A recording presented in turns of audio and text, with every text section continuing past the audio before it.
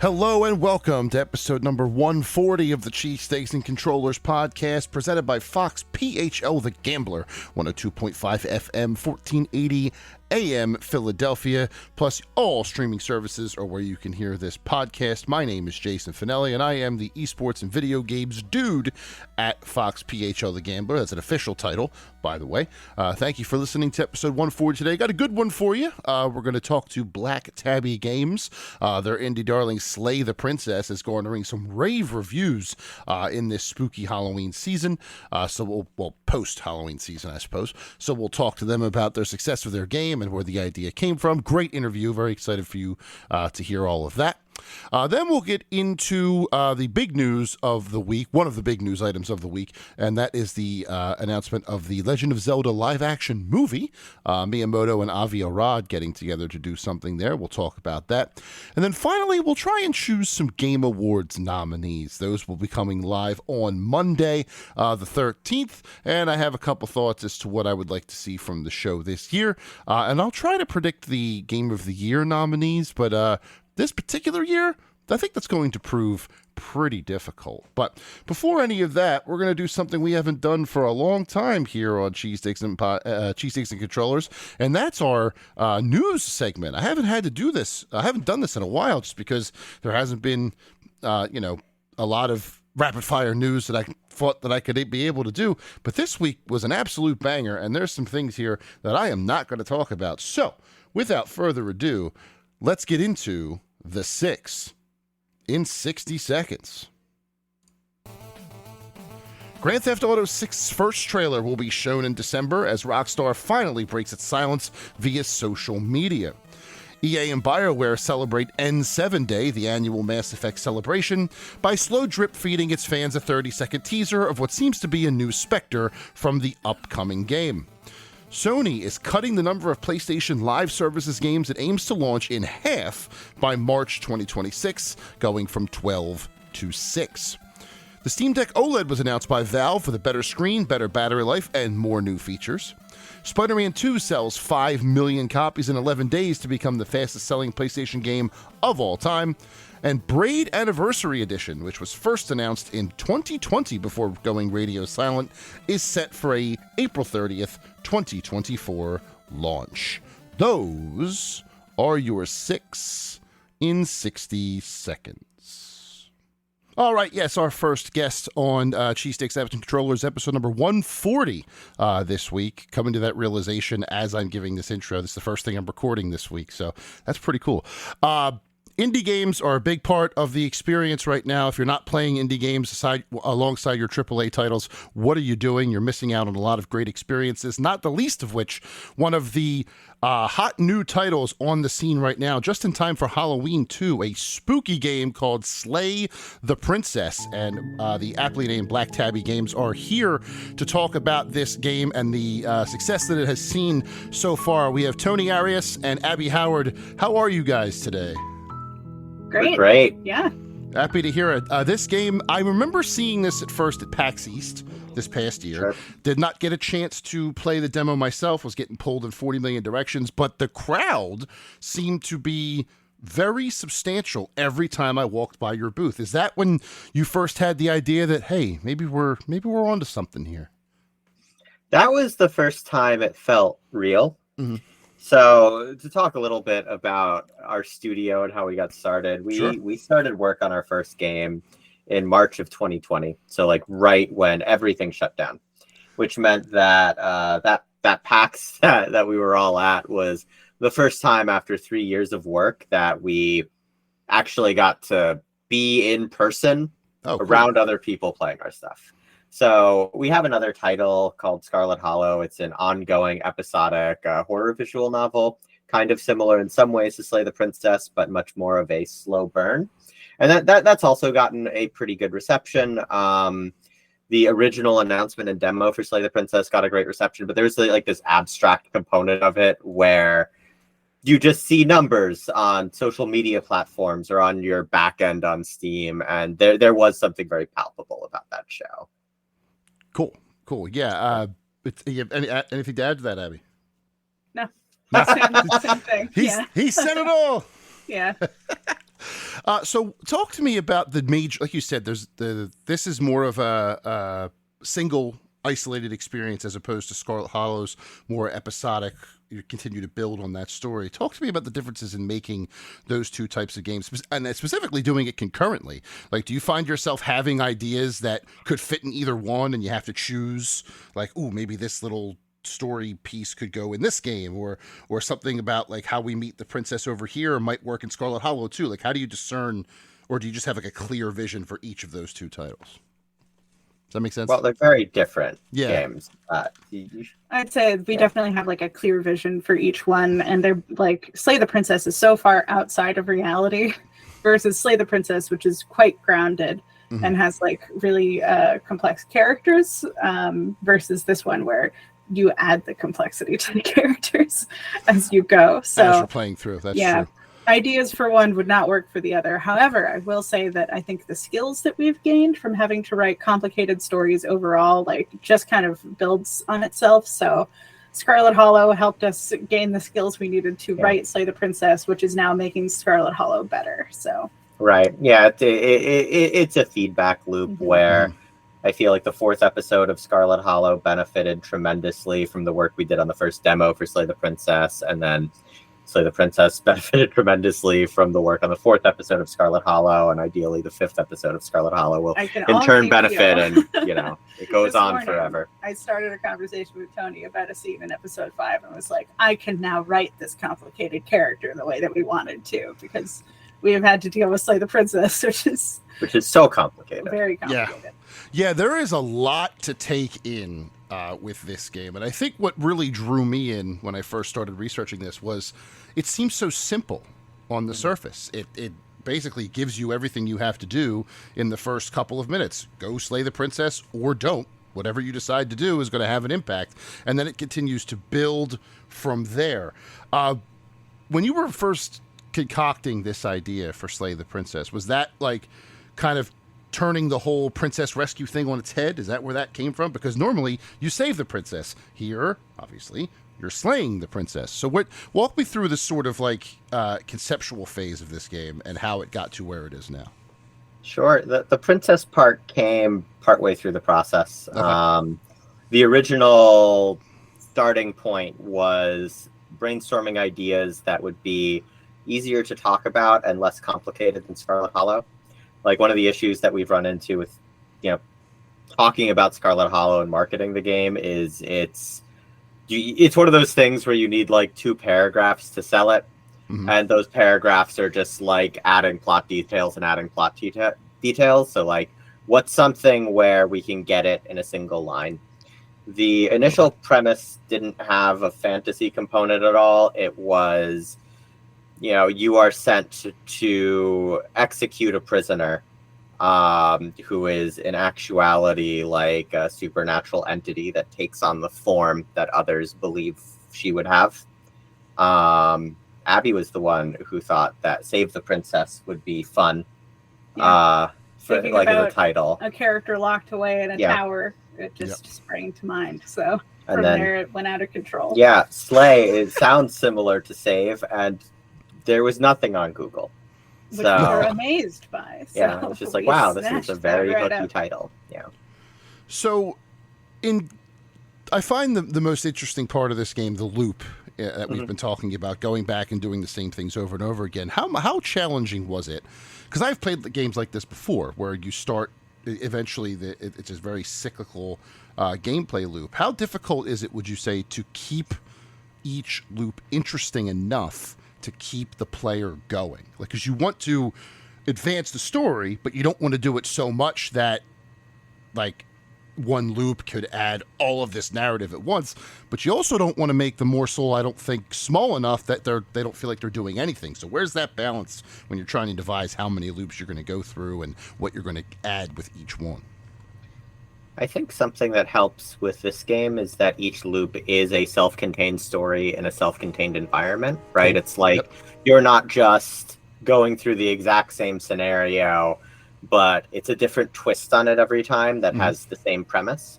So I'm going to assume if you haven't played the game yet, stop listening to the podcast to play it and then come back and listen to the rest of it. Yes. So this is like we won't go super deep into spoilers, but we'll go a little deep. Surface level. Yeah. So right, like the princess changes what she is based on what you perceive her to be, and is a representation of your growing relationship. So like, to give an example, you go through chapter 1 and then you wind up fighting each other to the death and mutually killing each other. That leads into a chapter 2 where she now takes on this form called the adversary, which is this big buff demon woman who really wants to fight you. And one of the things that's also different in this game is we have one character who is unaware of any looping, but every other character, including the princess, is aware of it. So we're able to build on your past relationship with her.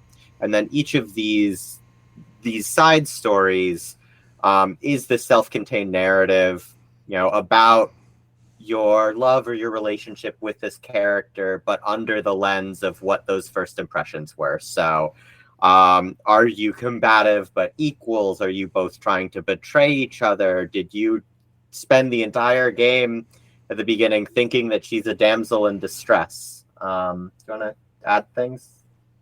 Yeah, they're just very different. So, And then of course the fact that the story ends where it's supposed to end. So if a story just reaches a logical conclusion and then from there an entire new story would have to start, that's where it ends. So right. That is kind of how that works for us, because of course there's a story outside of the story that we're also telling, there's and also then a that's where narrative. it goes back into that. So it was a pretty interesting flow to design. Yeah. Go ahead.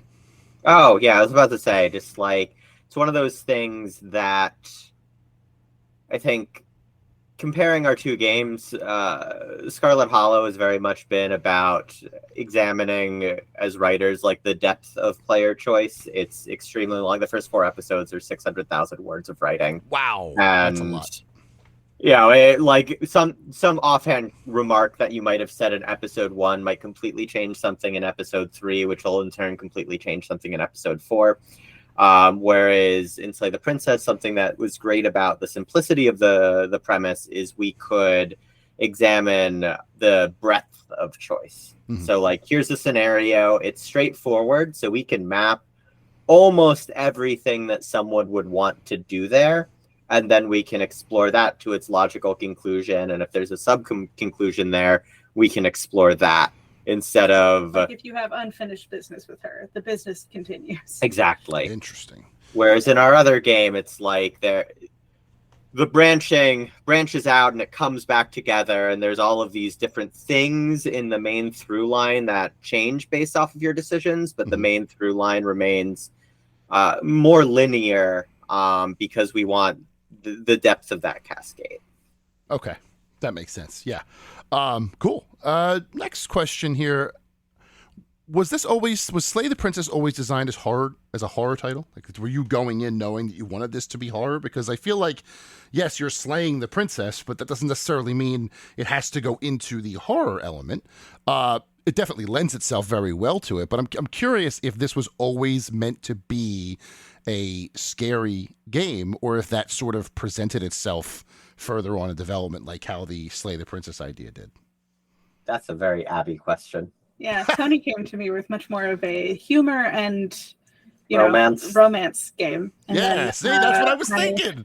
That's where I went with and then that I first. started drawing the art. So, and of course, I got my little hooks into it as well in other ways. So, it quickly became a mix that became a lot more unsettling as it went. Abby's been like a horror graphic novelist for the past decade on top of our game's work. So Yeah. it bleeds into everything. I'm happy to go along on that ride. I also very much like horror. But I think something that's special about our studio is the way we pull each other in different directions and the blending of those things. And there are even some horror elements in the game that are not things that I necessarily like. They aren't my strong suit. Where Tony came in and would give me a huge paragraph that was a beautiful poem about life and death and unending sorrow, and then was just like, now draw pictures to go with this. So. I like the abstract existential horror. Yeah, I am the visceral. If you need somebody swallowed alive and dissolved in acid, I got you. I can absolutely do that. No problem. I'll love every second of it.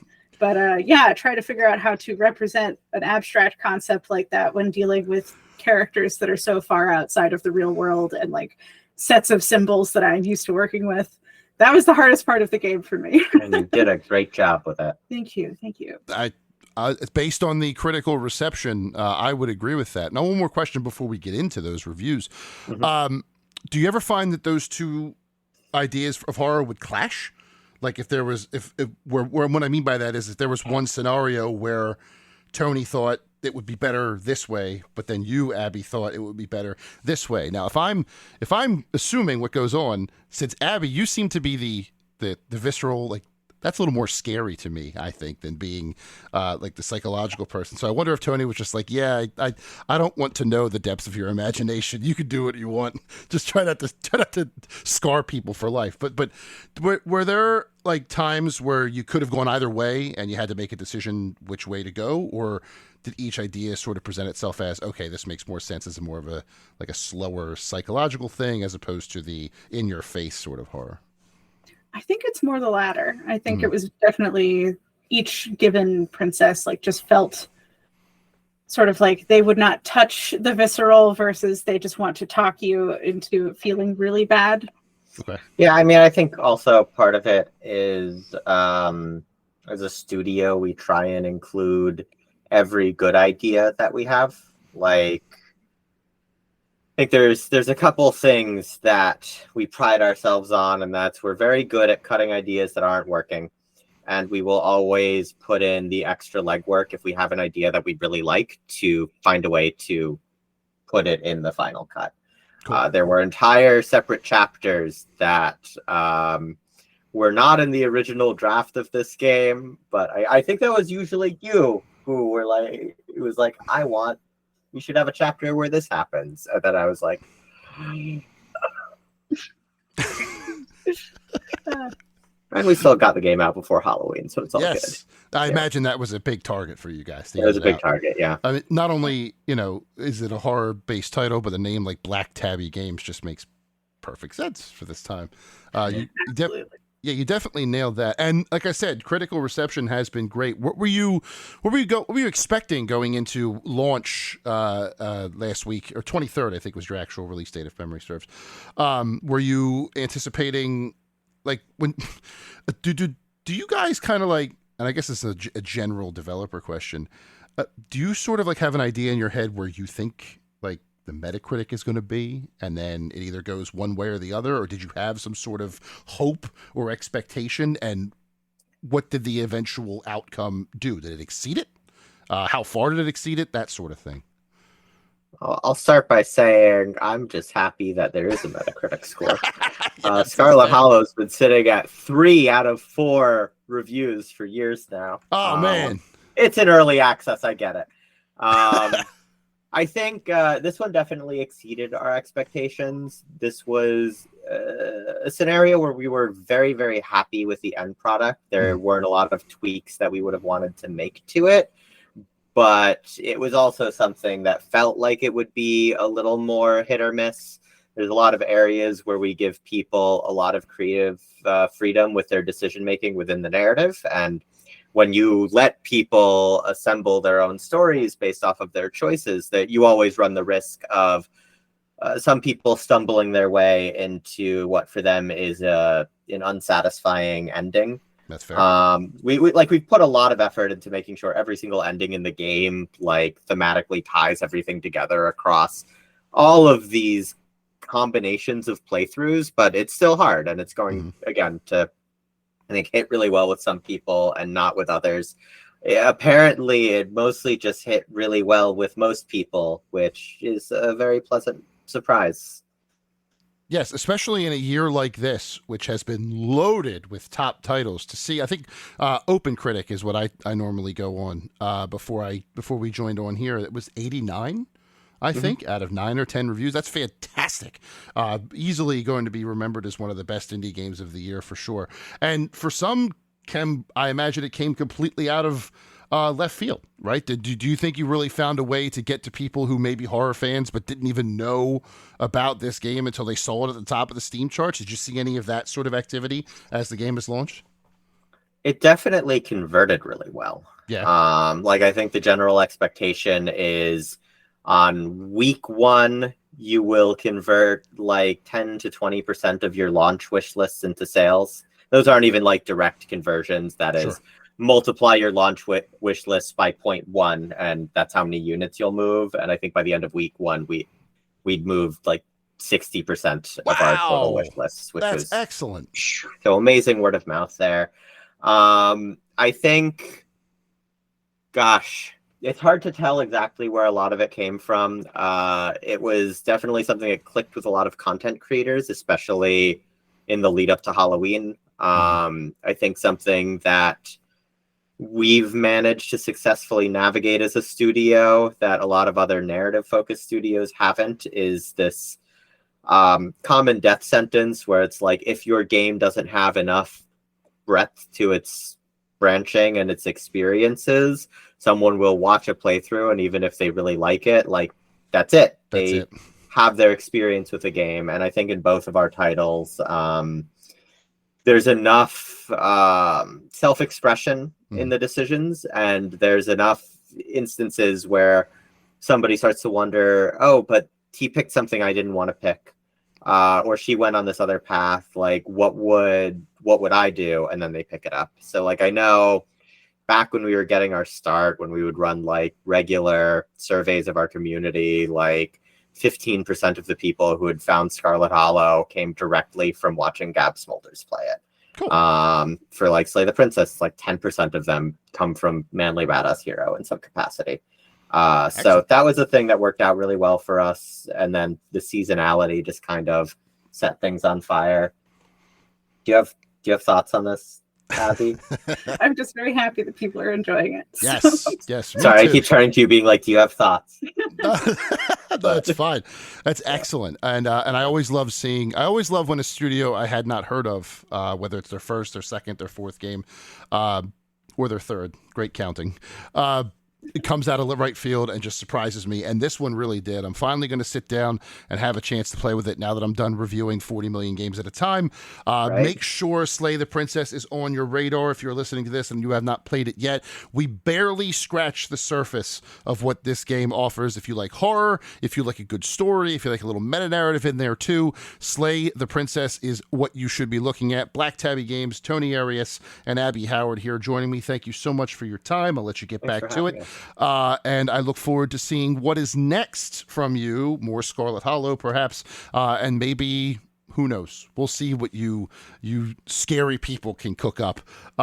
Thank you very much for your time. Appreciate it. Yeah, of course. All right. Thanks. Thank you so much. Coming up after the break, we'll dive into the Legend of Zelda live-action movie. A couple of things I'd like to talk about, including how you get around that whole Link doesn't talk business. Stick around. All right, welcome back to Cheesesteaks and Controllers, episode number 140. Thank you again to Black Tabby Games for coming on to the show and talking about Slay the Princess. Horror, not usually my thing, but after playing Alan Wake 2 this year, I think I might be getting back into it here.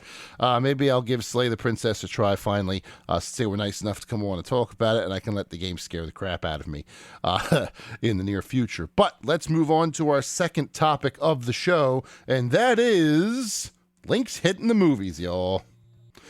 The Legend of Zelda will have a live-action movie, coming at some point. They didn't really announce the time frame for it. Nintendo of America's Twitter account was the first place that I saw it. They were going to be making a live-action film with Avi Arad, who has also made a couple. Who's pretty big in the movie world, I would say.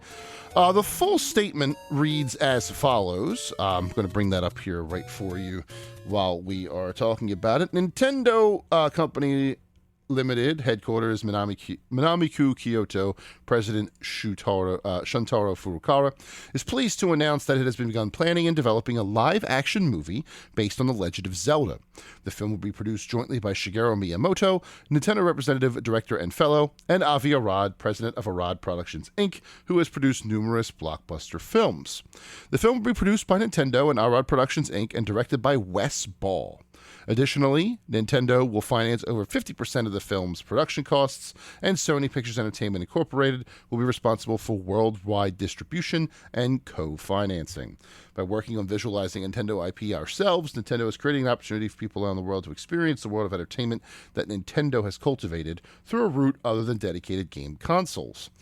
In this project as well, with the goal of bringing smiles to everyone's faces through entertainment. Cool. Nintendo itself will be deeply involved in the production of the movie, creating entertainment that is unique to Nintendo and bringing smiles to as many people as possible. We will continue our efforts to do this. So, Wes Ball is at the forefront of this movie. If you are not familiar with Wes Ball, he directed the Maze Runner trilogy, Kingdom of the Planet of the Apes, and a few other films are the big ones on his resume. But this is it's going to be a massive undertaking for him. A lot of pressure comes with making a Legend of Zelda movie, particularly a live-action one. So we'll have to see what he comes up with here. Now, there has already been speculation as to who's going to play who in this movie. Tom Holland as Link was the first name that came to mind, which I find to be a little silly. But hey, it's not the worst idea I've ever heard. An actress was asked how she would feel about playing Zelda if given the chance. Her name eludes me at the moment, but she was asked on the red carpet. She was like, hey, how would you feel about playing Zelda? And she was like, yeah, that would be awesome. Hunter Schafer from Euphoria was asked about fans casting her as Zelda, and she was all about it. Because of course you'd be all about it. The iconic, the name role in an iconic franchise making its transition to the live action screen for the first time, of course you'd be excited about it. That's quite a payday. Heck, I'd be excited to play, I don't know, a Goron, just because I'd be in a Zelda movie. I don't know what else I would be qualified to play, to be completely honest, just based on appearance alone. But I want to talk, I don't want to get into casting. I don't want to get into who's going to play who. As I said on Game Mess Mornings with Jeff Grubb, the only choice for Link is Billy Crystal. So I don't really want to get into all that because I don't know enough right now about who's hot in Hollywood, who would be able to pull off a role that is potentially silent. I'm not quite sure, but I did have an idea about the story of this film. Now, this is not something they're going to do. I'm just going to say this flat out. This is not going to happen. And I say this because the idea, the more I think about it, is not really first movie in this franchise fodder, right?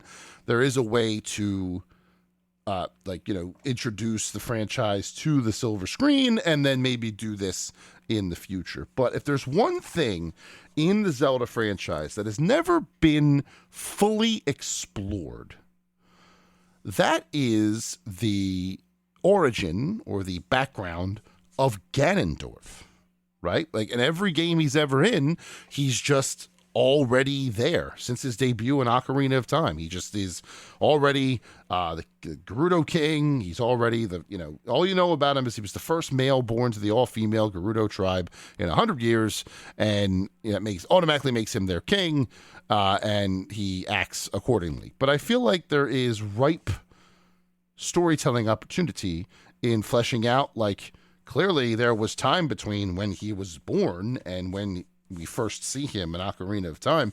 Why not develop that story a little bit? Why not flesh out his upbringing? Maybe he was, and the idea I had when I first thought of this was he's not born inherently evil. Ganondorf the human Ganondorf the person is not born inherently evil. The spirit of demise, Skyward Sword spoiler, is eventually awakened in him, in my idea, and whether that be through a near-death experience where the spirit of demise is what saves him from being killed, or maybe there's a grand battle, and after the battle, they're scanning for spoils, and there's this room that he goes into, and he like hits some artifact, and it awakens there.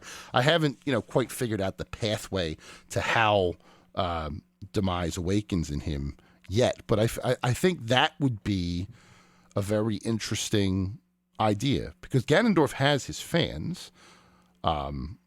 He's one of the best villains Nintendo has ever concocted outside of Bowser. There's a very interesting backstory to Ganondorf that we don't know. Now, granted, reincarnation is a thing in the Zelda franchise. That's basically the whole point since Skyward Sword. So this might be a different iteration if they go if they turn this movie franchise into another branch of the timeline. They could explore it. They could give them another excuse to explore it, because it wouldn't have to match up with anything in the games. But I feel like you could also do both of these projects in a way that they would match up with the games. The first NES game way back when, while not the most technically sound game in the entire world, there is enough story there to be able to build or at least build a movie script within that world. Is it? Do they have to go with Ocarina of Time or Twilight Princess or any of those established stories? No, they also make an entirely original story featuring Link and Zelda and Ganondorf, the three pieces of the Triforce. That's probably what they're going to do. I would not think they're going to adapt one of the existing games. However, if you wanted to set it in the original Zelda's world, and then maybe through a grand franchising or sequels and stuff like that, then branch off, go for it. You could even end the game at a spot where it would branch off into 3 different places, and then you can have 3 different storylines going or what have you. But regardless, exploring the origins of Ganondorf it would be an interesting idea. I would watch that. I want to see what Nintendo is thinking when it comes to that character. Until now, all they've had to do is just make him show up and be evil, right? There's been no motivation other than, manifest destiny and just conquering the kingdom and making everything his. I'd like to feed a little bit more into that. Is it just demise that's controlling him? Is the human portion of him, or the Gerudo portion of him, in control to a point, or has he just fully let himself be taken over?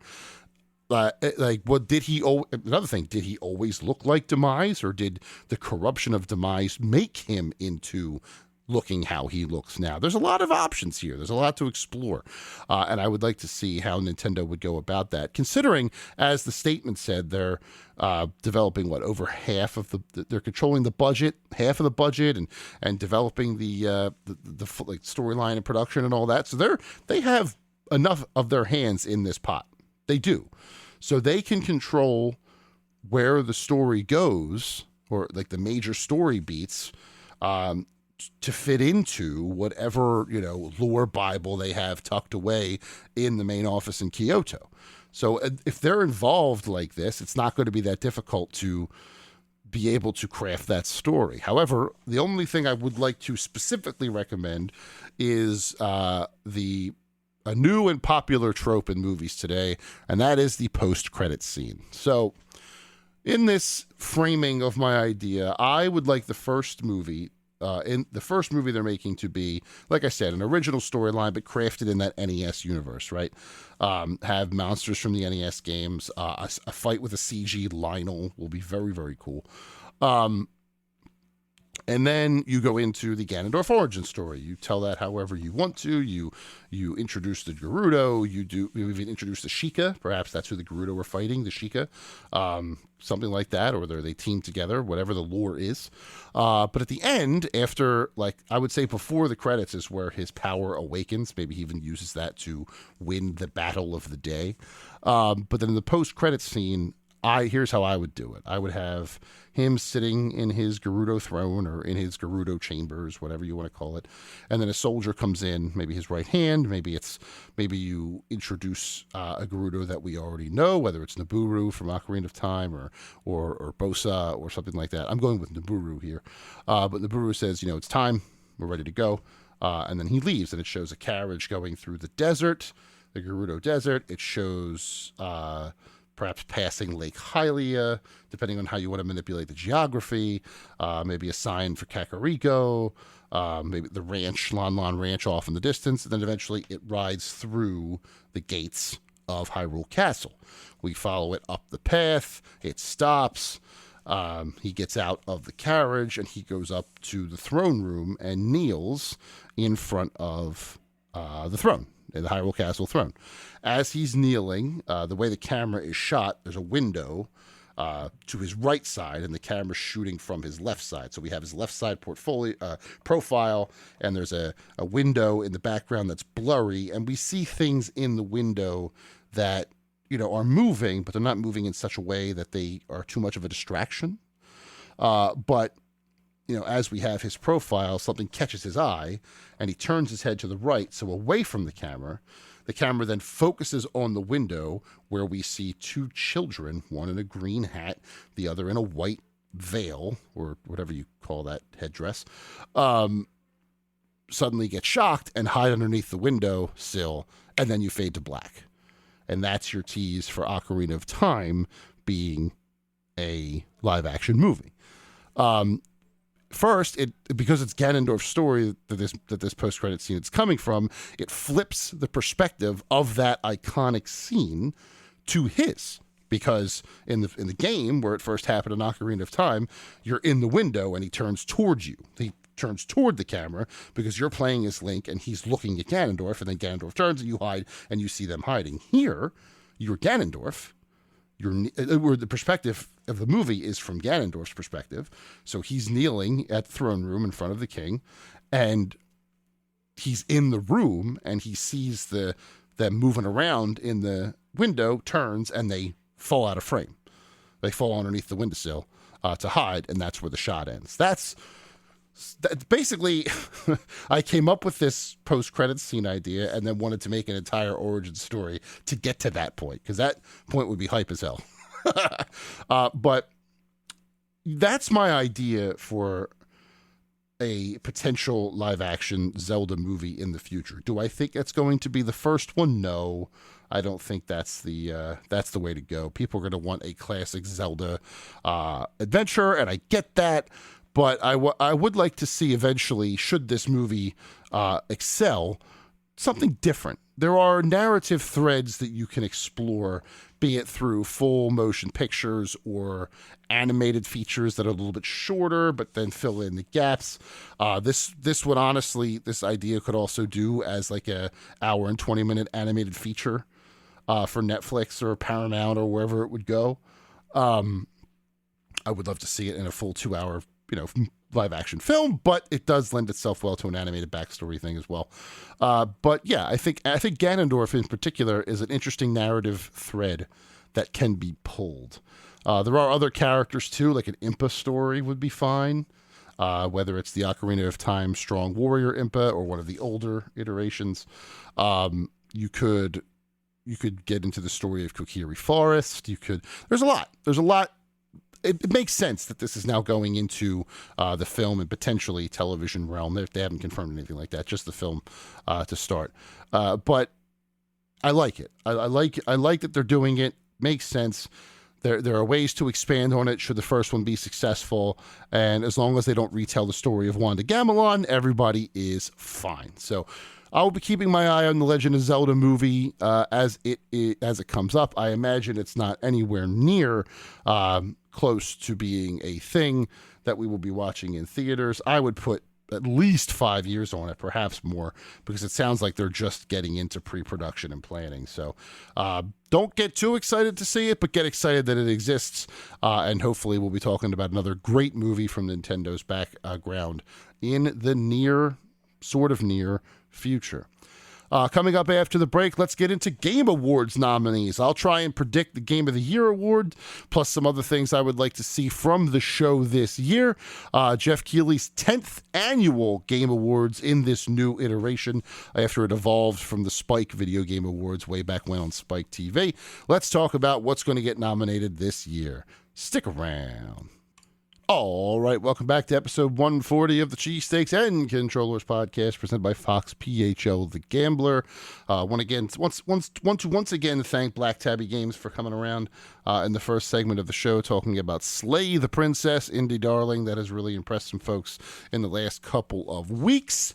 Also hope you liked my idea for the Legend of Zelda movie. If you're skipping ahead, go back and check that out. I think I'm onto something, but I'm probably wrong, and I'm sure people will be happy to tell me why I'm an idiot on my social media feeds. So, without further ado, let's get to the last segment of the show. Let's talk about the Game Awards. So, Mr. Jeff Keighley has said that the Game Awards 2023 nominees will be announced this Monday, the 13th, in a pre-recorded special. Considering that, that means games like Super Mario RPG, Avatar Frontiers of Pandora will not be considered because they won't even be out yet, which is an interesting choice, but hey, I don't make the rules. So let's talk about it. Let's talk about what will be the Game of the Year nominees for this year's show. Now, I'm going to start right off the bat and say I think there will be more nominees for Game of the Year than there were last year. I think that this year, A, it's the 10th anniversary of the show.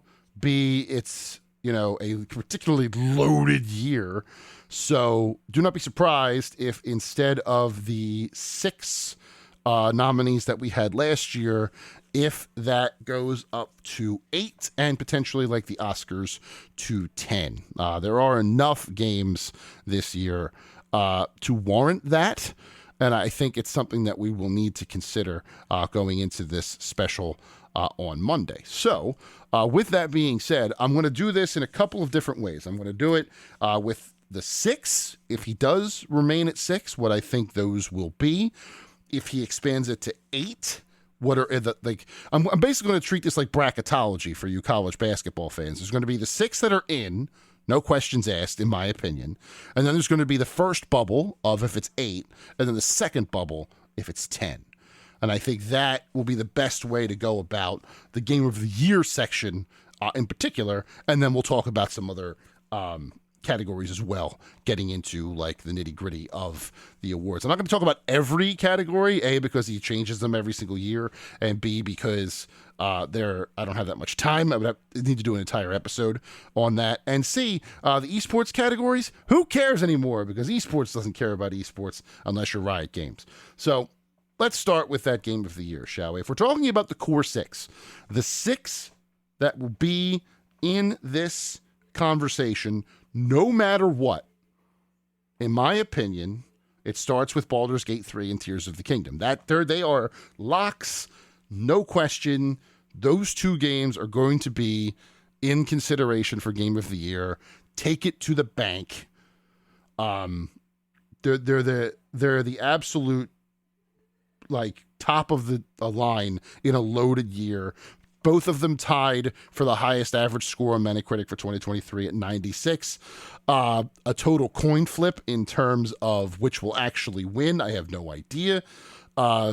It's going to be a very interesting fight to the finish here with those 2 games, if I am, making this decision. But those are the 2 games I think are absolute 100% locks. Resident Evil 4 Remake, even though it's not called that, is definitely up there as well. I think that's going to be your third one. That's definitely in there no matter what. Just a phenomenal remake from earlier this year. And I think that really had some legs, even with the Separate Ways expansion that came later. If you consider that a total package, that's going to be in there.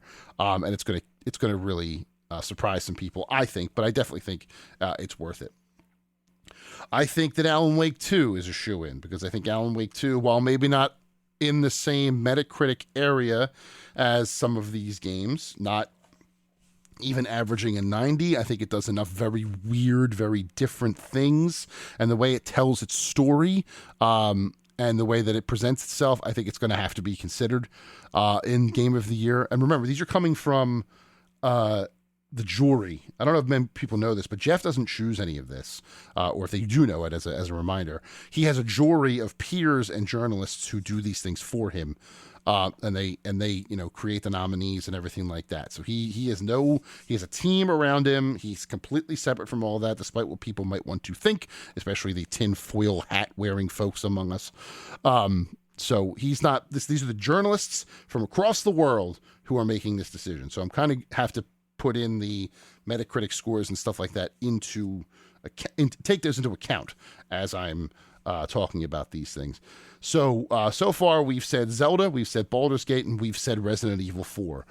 This is where things start to get a little weird. Oh, and Alan Wake 2. I do have Alan Wake 2, so there's 4. I think Mario Wonder is a definite shoe-in for this section, just because of how much people were blown away by that game, some calling it the best Mario game since Super Mario World, which is a pretty lofty piece of praise for that game. So that's 5. And then the last one's an interesting bubble. I feel like it's going to be an indie slot, right? I feel like that they need to have some sort of indie game or some sort of like smaller game in Game of the Year. Last year it was Stray, or the argument could be made for Plague Tale Requiem. So this, I think that slot's going to be filled again this year. And there's 2 contenders. There's Cocoon by Geometric and Annapurna. And there's the one that I think it's going to be, and that's Sea of Stars. I think Sea of Stars is going to sneak in there at the very end. Just, going back to the throwback retro RPG format that it was. Very, very, both games are very, very good. Don't get me wrong, but I think Sea of Stars is going to edge out Cocoon for the 6. So the 6 Game of the Year, if it's just 6, I think are Zelda, Baldur's Gate, Resident Evil 4, Super Mario Wonder, Alan Wake 2, and Sea of Stars. Those are my 6. If we then expand that to 8, I think Cocoon gets in, so they're both in. And I also think Street Fighter 6 makes it in on the 8, because it is a critically acclaimed fighting game, the leader of the fighting game genre this year, no offense to Mortal Kombat or any of the other games that came out, a revolution in that franchise in most aspects. So it would not surprise me if the field should be expanded if it sneaks in to Game of the Year considerations. It could even sneak in to the 6. I just think that there are other games that will be chosen in front of it, because fighting games, as much as I love them, are still considered semi-quote niche, as opposed to things like adventure games or platformers or RPGs or stuff like that. So the first bubble is Cocoon and Street Fighter 6. The second bubble is where things get interesting, right? If he were to go all the way to 10, would he put in something like a Metroid Prime Remastered, which was this year, if you would believe it? Would he give consideration to Diablo 4? Am I overlooking Diablo 4, right? So that's possible. There's also Dave the Diver, another indie darling, came out of nowhere and really knocked people's socks off. Spider-Man 2 is in consideration. And there are many games that I'm forgetting, I am sure. So if we're going to expand to 10... I'm going to put in Dave the Diver, and I'm going to put in Spider-Man 2. Sorry, Diablo. I think Baldur's Gate kind of ate your lunch, and I don't know if... although I guess Dave the Diver and Diablo, if they want to go another indie, they'll do Dave the Diver, but Diablo is Diablo, so I'm probably overthinking that. So yeah, I will switch from Dave the Diver to Diablo 4 in the 10. I don't think it makes the 8. I think it makes the 10. So... for Game of the Year, to recap, if they stick with the 6 nominees as there's been, Baldur's Gate, Tears of the Kingdom, Alan Wake 2, Resident Evil 4 Remake, Super Mario Wonder, and Sea of Stars. If that gets expanded to 8, I suspect Cocoon and Street Fighter 6 will be the next 2. And then if it gets expanded again to 10, we'll talk about Spider-Man 2 and Diablo 4. any of those 10 could make up the top 6 if he sticks with 6 nominees. But I have this feeling that with it being the 10th version of the show, it started back in 2014, and with this year having been so famously loaded with stellar releases from January to December, or I guess from last December to this December, they could get away with expanding the Game of the Year field. Now, what that will do to voting is interesting, but I don't think it'll have as much of an impact as people think, because, again, it's still being decided by the jury. Mostly, the jury's votes are weighted more than the public fan vote. That's why they have that one award where it's basically just the fan voted award. I don't remember the name of it off the top of my head, but it's just like the one they shoehorned in there. So player's voice. That's what it is. Player's voice. A game voted by the players, because why not? Genshin Impact won it last year. Sure. It's a weird one. But so that is what I think is going to happen for the Game of the Year nominees. Those are my picks right there. Dabbling in some other nominees here. I think most anticipated game is going to be Final Fantasy VII Rebirth, and it's not particularly close, just because off the top of my head, while I think other nominees could be like Tekken 8 or like a Dragon Infinite Wealth or stuff like that, I think Rebirth has the most juice going into 2024. Partially because it's so close, February 29th, but also because it's Rebirth and it has been previewing very well, and Remake was such a success for what it did, that to me, I think is going to be most anticipated. Princess Peach Showtime has an outside chance, but I think Rebirth runs away with the most anticipated game. Best debut indie game, that will likely be Cocoon. Because while I said Sea of Stars will edge it out to be in the top 6, Sea of Stars is not a debut game. Sabotage has made other games before, The Messenger among them. So I think Cocoon from Geometry, while the developers, the people, are not new to the industry, the studio is. So I think Cocoon is going to take that one. Outside of that, best direction, that I think goes to Alan Wake 2, just because the things that it does with real footage versus gameplay is phenomenal. I feel like that it's hard to really explain the kind of weird stuff that they do in that game and how they make it work. So that's direction, baby, and they deserve that award 100%.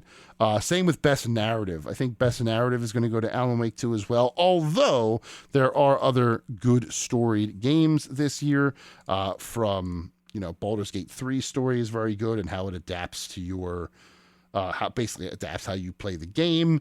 Resident Evil 4 Remake, it's the same story, but it's still, a good story, so maybe they'll give an edge there. Phantom Liberty has a very good story. Dave the Diver has a very good story.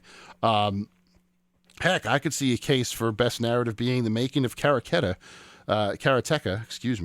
just because it's the story of how that game was developed, and not many people are doing that. So I could see that sneaking into that category as well.